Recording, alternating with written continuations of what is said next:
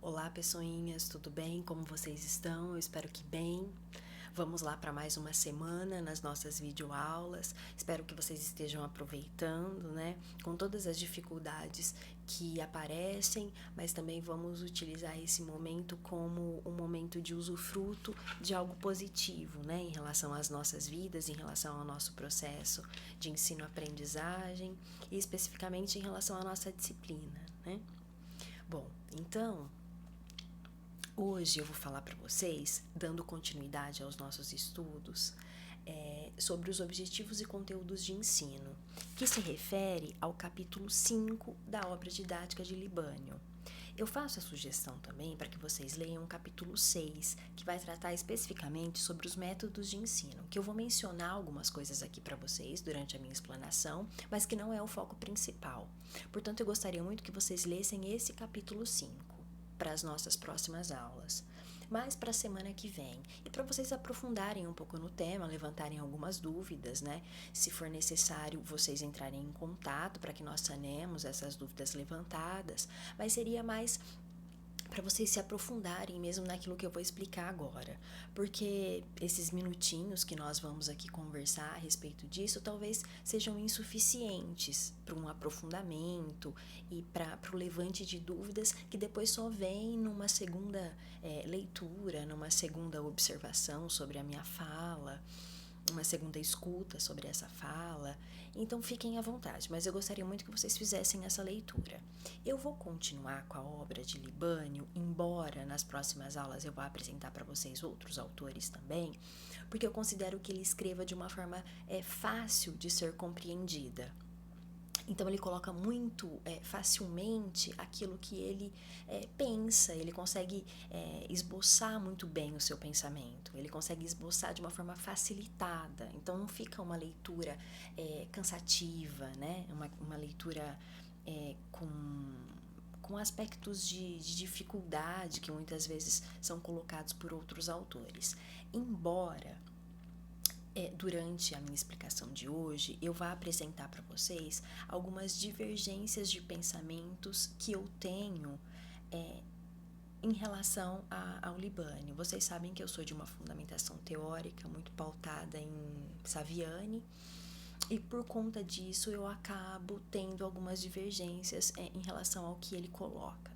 Embora seja muito importante vocês conhecerem vários lados sobre a análise educacional, porque vocês estão em processo de formação e justamente essa diversidade que proporciona um melhor conhecimento para vocês em relação à realidade social e educacional e que contribui para que vocês desenvolvam uma melhor opinião, um melhor conhecimento, né, a respeito de todas essas questões que perpassam a prática de vocês, né, que perpassam atualmente, que perpassarão durante muito tempo. Então, eu penso que seja interessante realmente esses diferentes pontos de vista por Libânio, pelo menos nessas primeiras leituras, ok? Bom, então na semana passada nós falamos sobre a prática educativa, a relação dela com a sociedade, a função do professor. Agora nós vamos falar sobre a questão dos objetivos e dos conteúdos de ensino. Por que os objetivos e os conteúdos de ensino são tão importantes nessa questão didática, nessa questão da disciplina de didática? Primeira coisa, quando nós falamos sobre os objetivos educacionais, quando nós falamos nos seus objetivos enquanto professor, eu preciso entender que esses objetivos, eles estão dentro de objetivos maiores. Vamos ver se eu consigo ser clara para vocês. Como assim objetivos maiores? Existem os objetivos no campo da educação, né? Que são os objetivos descritos, buscados por órgãos, por documentos que baseiam a educação de uma maneira geral. E existem os objetivos da escola, né? Que são, entre aspas, objetivos menores dentro desse campo, mas é onde realmente vão ser realizados esses objetivos. E o objetivo do professor, né? Você, como professor, você tem um objetivo enquanto aquele que ministra uma determinada disciplina, um determinado conteúdo, você tem então um objetivo com isso que você detém em relação ao aluno, em relação ao processo educacional. O que você quer, o que você deseja com o que você faz. Então, nesse sentido que eu digo que é um objetivo menor. Mas, na verdade, se a gente for pensar numa questão de importância, seria o mais relevante, né? Porque é onde exatamente tudo vai acontecer. É a partir do objetivo do professor, né? Do que ele pretende com aquele conteúdo, do que ele pretende que o aluno alcance, que os outros vão desencadeando. Mas eu explico isso para vocês melhor durante a minha explanação. Aqui seria então só para vocês entenderem que quando eu falo de um objetivo, eu vou falar aqui mais especificamente sobre esse objetivo do professor, enquanto aquele que ministra uma disciplina, aquele que faz a seleção de conteúdos para ministrar, para lecionar a sua disciplina, que desenvolve uma metodologia, porque tem um objetivo a alcançar. Então, vou falar desse objetivo, dessa pretensão mais particular do professor, enquanto aquele que é responsável por esse processo.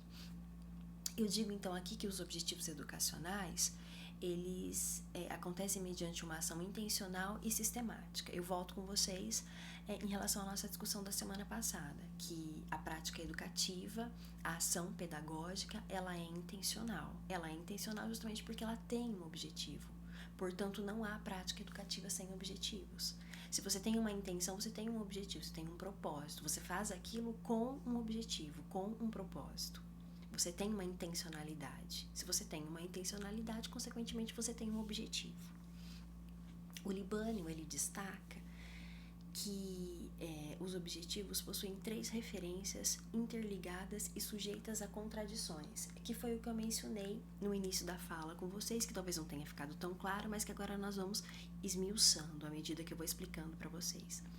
Existem os valores e as ideias da legislação, os conteúdos básicos das ciências, ou seja, os conhecimentos, eles precisam ser levados em conta quando você traça um objetivo, e as necessidades e expectativas da sociedade, ou seja, que tipo de indivíduo que você pretende formar.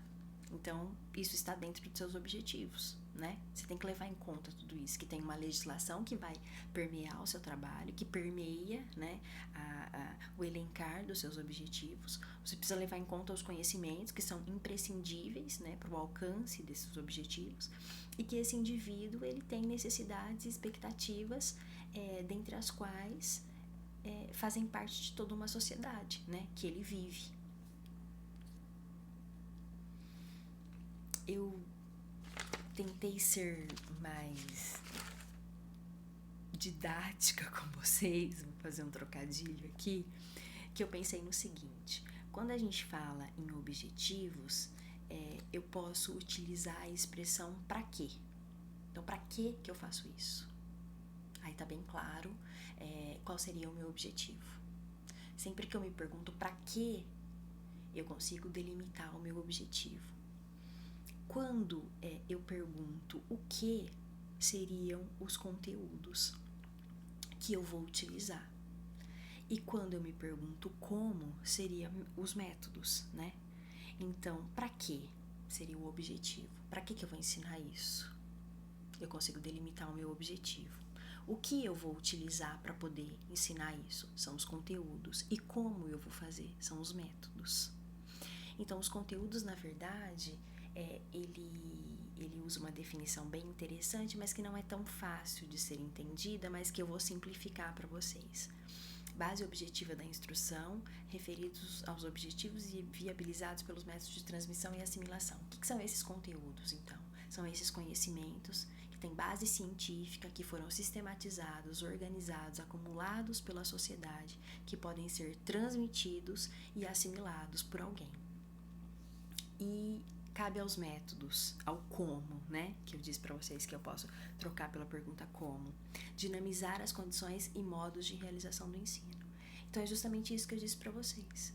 Eu tenho um objetivo eu busco o para que eu vou ensinar, né? Eu consigo delimitá-lo, então. Eu vou utilizar conteúdos para atingir esses objetivos e eu preciso determinar quais serão os caminhos, quais serão as condições, os modos pelos quais eu vou realizar esse processo para atingir o objetivo que eu quero. Conteúdos de ensino. O Libânio salienta que existem relações recíprocas entre matéria, professor e aluno. Quando eu falo sobre conteúdos de ensino, de uma forma até superficial, os professores, e até se eu fizesse essa pergunta para vocês, boa parte de vocês responderiam que os conteúdos são as matérias. Mas é essa matéria estática? É essa matéria simplesmente como disciplina? Quando eu falo em conteúdos, então eu quero que vocês abranjam uma concepção mais ampla, no sentido de que esses conteúdos são esses conhecimentos científicos que estão em avanço, que estão em evolução, né? Que inclusive o aluno pode se apropriar dele para modificá-lo.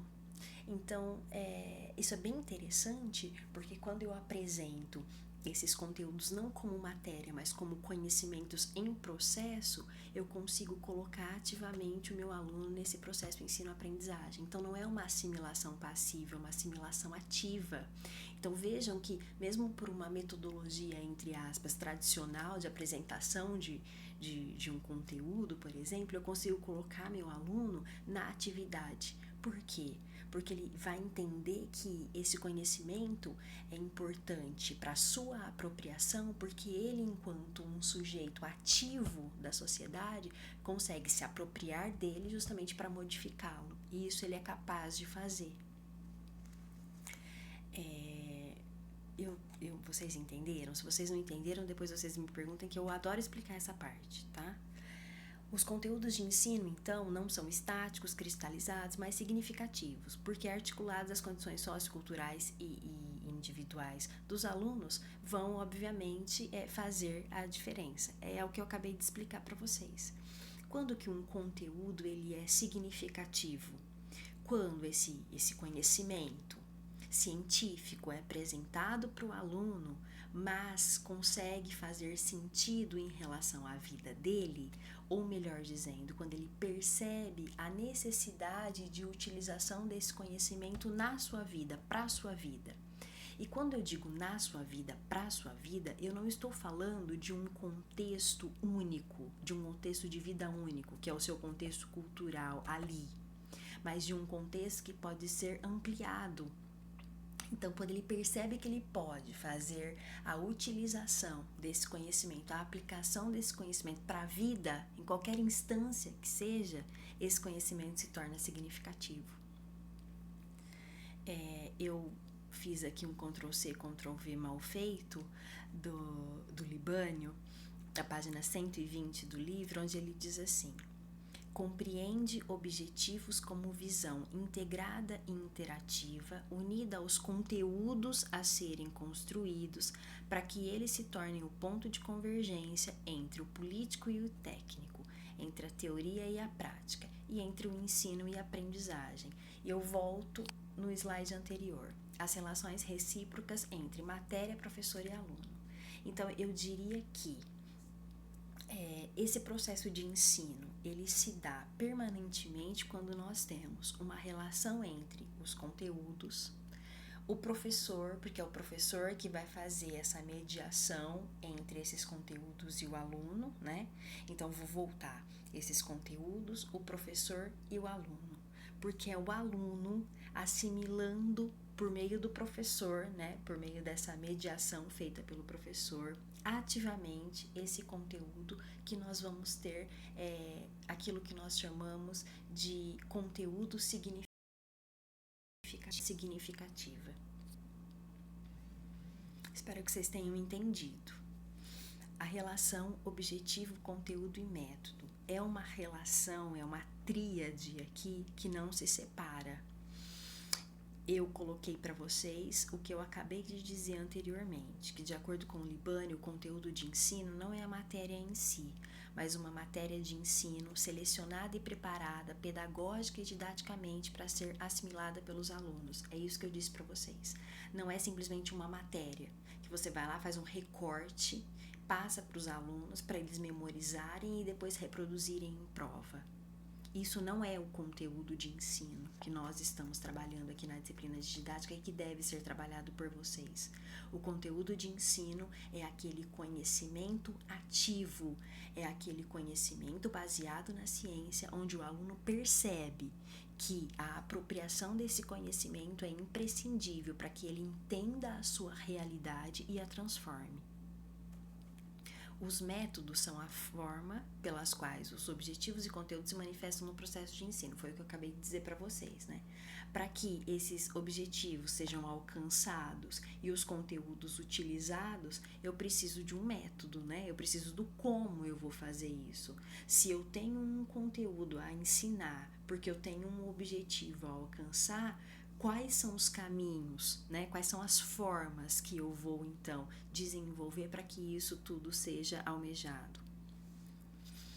Eu coloquei aqui um trechinho que eu vou ler para vocês, porque tem muita coisa para a gente discutir. A relação objetivo, conteúdo, método tem como característica a mútua interdependência, foi o que eu disse para vocês, né? É a tríade inseparável. A matéria de ensino é o elemento de referência para a elaboração dos objetivos, que, uma vez definidos, orientam a articulação dos conteúdos e métodos, tendo em vista a atividade de estudo dos alunos. Por sua vez, os métodos, à medida que expressam formas de transmissão e assimilação de determinadas matérias, atuam na seleção de objetivos e conteúdos. Vamos ver se eu consigo explicar isso para vocês. Por que os três estão intimamente ligados?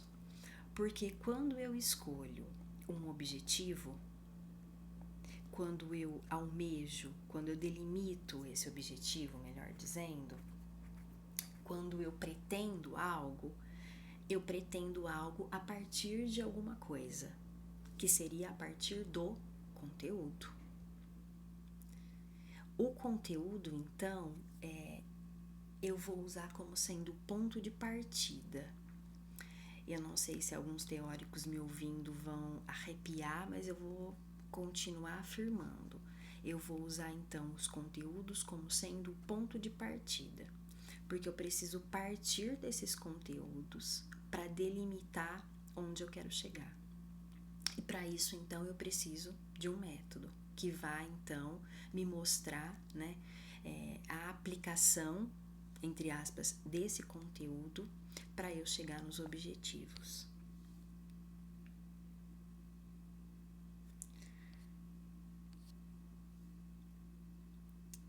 Eu espero que vocês tenham entendido até agora. Talvez eu gostaria de estar, talvez não, né? Gostaria muito de estar na presença de vocês para que nós pudéssemos levantar questões em relação à minha fala.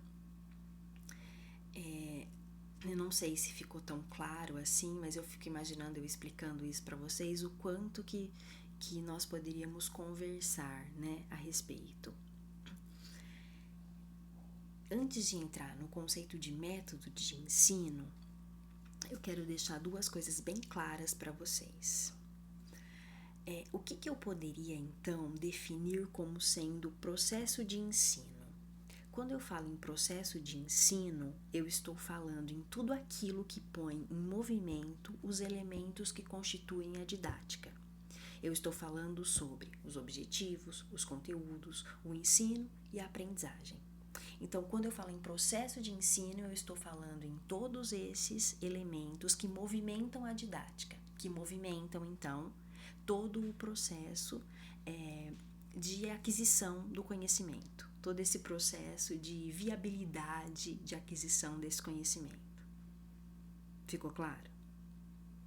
Então, eu estou falando sobre os objetivos, conteúdos, o ensino, a aprendizagem e as próprias condições dessa aprendizagem também. Então, isso é o processo de ensino. O processo de ensino põe em movimento os elementos que compõem a didática, que constituem a didática. A didática, ela vai fazer a mediação escolar de objetivos sociopolíticos e pedagógicos.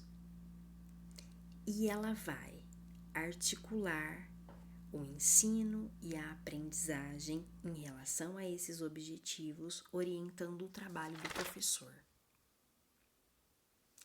Ficou claro? O processo didático, ele vai se explicitar pela ação de 3 componentes: os conteúdos, o ensino e a aprendizagem.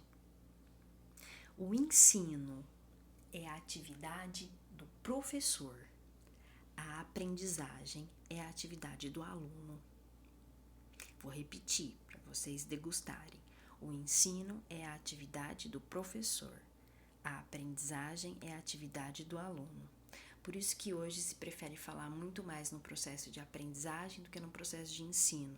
Porque quando eu falo em processo de aprendizagem, eu falo sobre essa atividade particular do aluno. Bom, então agora eu vou passar para o conceito de método de ensino.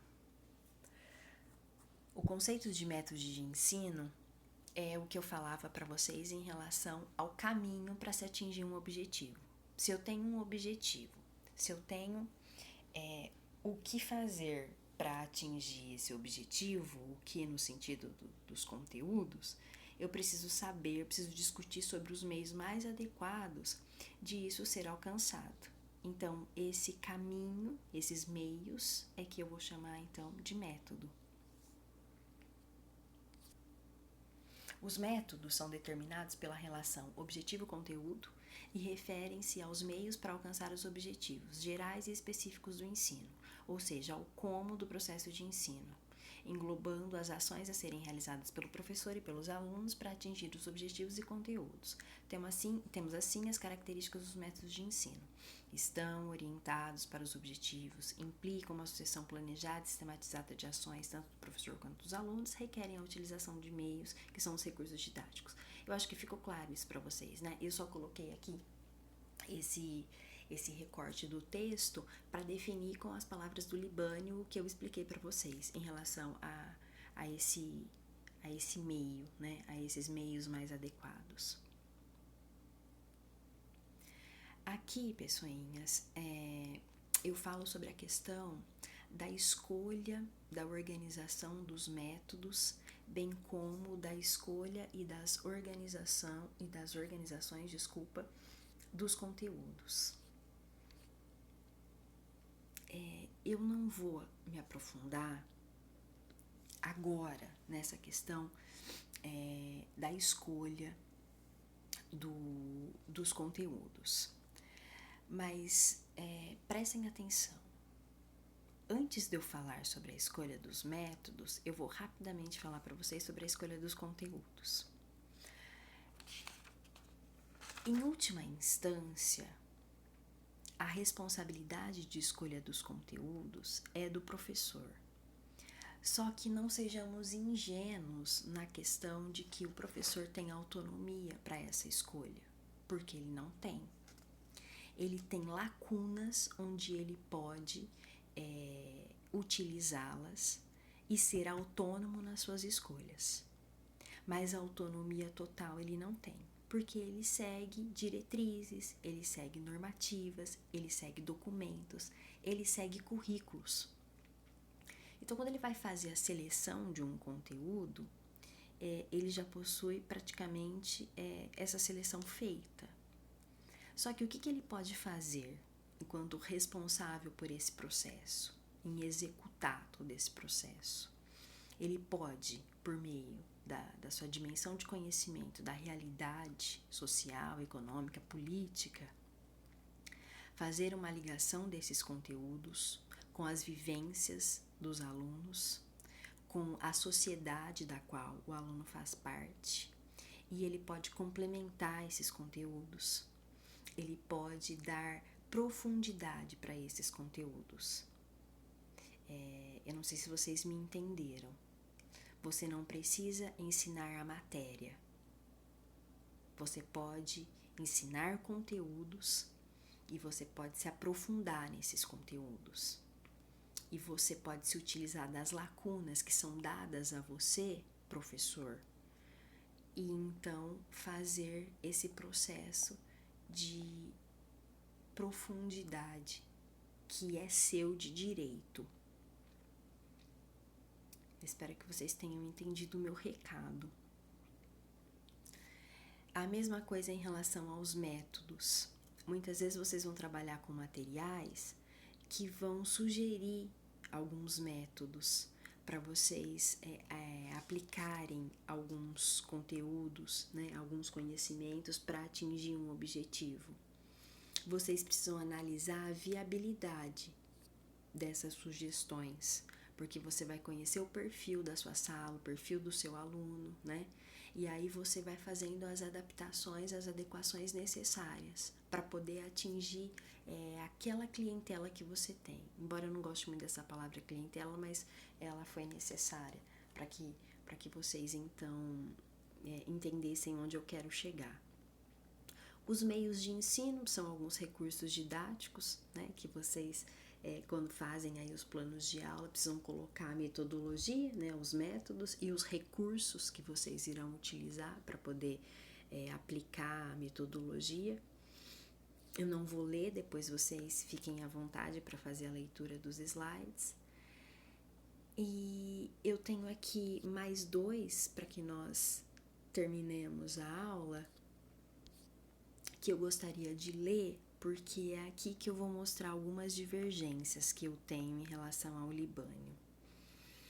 Ele diz assim: os objetivos antecipam resultados e processos esperados do trabalho conjunto do professor e dos alunos, expressando conhecimentos, habilidades e hábitos a serem assimilados de acordo com as exigências metodológicas, nível de preparo prévio dos alunos, peculiaridades das matérias de ensino e características do processo de ensino-aprendizagem. Vocês vão observar durante a leitura do capítulo, talvez nem tanto agora durante a minha explicação, porque não foi esse o meu objetivo realmente, né? Eu tinha outro objetivo.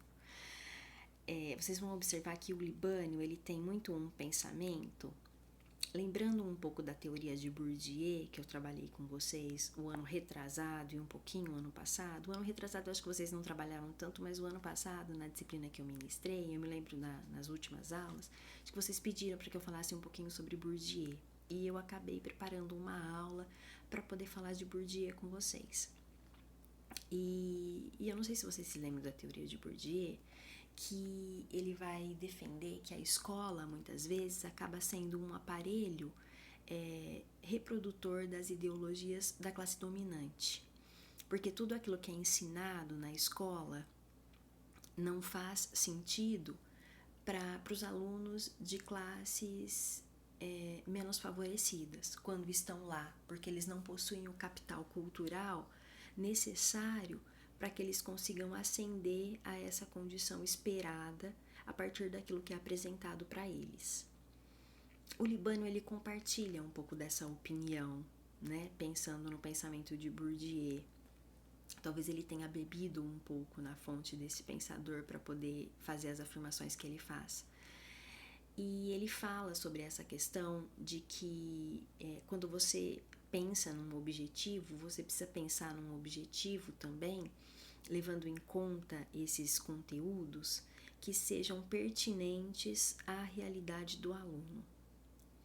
Eu queria aqui só fazer um parênteses com vocês, que é o seguinte: eu vejo que isso é importante sim num primeiro momento, e nós já conversamos várias vezes a respeito disso, mas eu gostaria de lembrá-los que